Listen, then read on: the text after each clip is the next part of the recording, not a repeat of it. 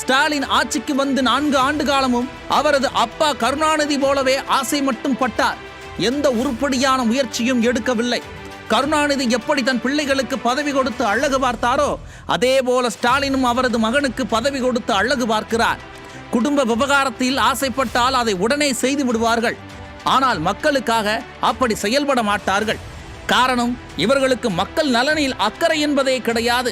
இருந்தால் தானே செய்ய முடியும். தெரியாமல் தான் கேட்கிறோம்.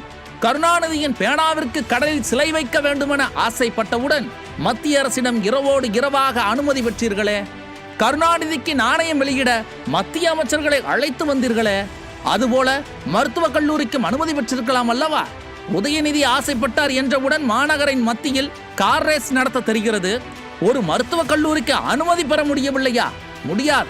அதற்கு திறமை வேண்டும், தொலைநோக்கு பார்வை வேண்டும். மருத்துவக் கல்லூரி எல்லாம் கட்ட வேண்டாம். 100 மருத்துவ சீட்டுகள் இருக்கும் கல்லூரியில் அதனை 150ஆக உயர்த்தவாவது நடவடிக்கை எடுத்திருக்கலாம் அல்லவா? அதற்கும் வக்கற்ற அரசாகத்தானே ஸ்டாலின் அரசு இருக்கிறது.